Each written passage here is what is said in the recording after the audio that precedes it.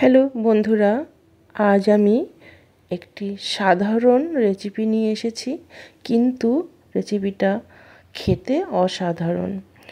একদম সাধারণ একটি সবজি, সেটা হলো সাঁচি কুমড়ো। আমার পাশের বাড়ি থেকে দিয়েছে, তো অর্ধেক সাঁচি কুমড়ো। তো এটা টাটকা আর সার ছাড়া। তো সেটা থেকে দিয়েই আমি একটি অসাধারণ একটি রেসিপি করে দেখাবো। সবসময় মাছ মাংসই যে ভালো হয় তা নয়, নিরামিষও কখনো কখনো ভীষণ ভালো হয়। তো তার জন্য আমি সাঁচি কুমড়োটাকে দেখো একটু চাকা চাকা করে কেটে নিয়েছি, আর কিছুটা দিয়ে আমি একটু ডাল করব। যাই হোক, এটা করার জন্য আমি নিয়েছি কিন্তু একটু সর্ষে, আর এই যে এটা দেখছো এটা হলো সাদা তিল। সাদা তিল ক্যালসিয়ামের জন্য ভীষণ ভালো। তো সাদা তিলের সঙ্গে একটু কাঁচা লঙ্কা দিয়েছি, দিয়ে একটা বেটে নিয়েছি। আর এদিকে সাঁচি কুমড়োটা নুন হলুদ দিয়ে মাখিয়ে নিলাম। নিয়ে এবার তেলের মধ্যে একটু লাল লাল করে ভেজে নেব। আর এই আমার সবাইকে বলছি যে আমার রেসিপি যদি কেউ নতুন দেখে থাকো আর যদি ভালো লেগে থাকে, তাহলে প্লিজ একটু সাবস্ক্রাইব করে দিও আর একটু লাইক শেয়ার করো। তাহলে সবার আগে তোমাদের আমার ভিডিও চলে যাবে তোমাদের কাছে। যে পেস্টটা আমি করে রেখেছিলাম সেটার মধ্যে দিয়ে দিলাম হলুদ, নুন আর একটুখানি দিলাম আখের গুড়।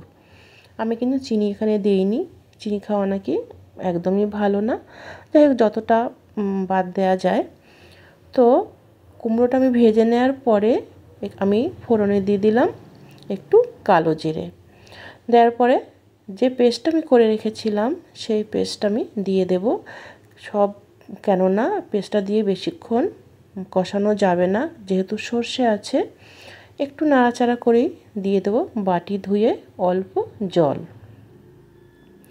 জল দিয়ে একটু ফুটে উঠলেই আমি এই কুমড়ো যে ভেজে রেখেছি সেই কুমড়োটা আমি দিয়ে দেব, কেননা ওটাও পুরো ভাজা আছে।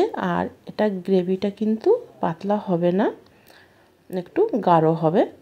তো আমার ভাজা কুমড়োটা এবারে দিয়ে হালকা নাড়াচাড়া করেই আমি তুলে দেব। তো তোমরাও আমার মতো এরকম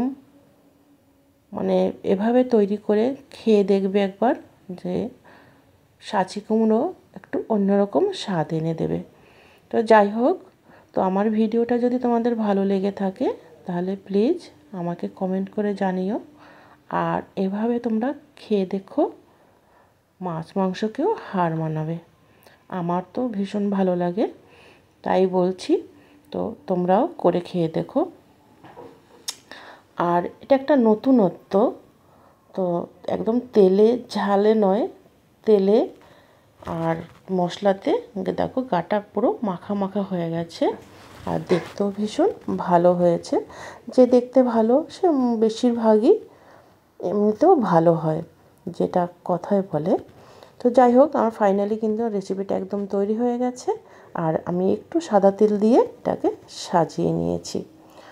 দেখতেও ভীষণ লোভনীয়, আর খেতে তো খাবারটা কী করে বোঝাবো, তোমাদের তো বোঝাতে পারবো না। তো তোমরা আমাদের বাড়িতে এসো, তোমরা সবাই ভালো থেকো, সুস্থ থেকো, বাই।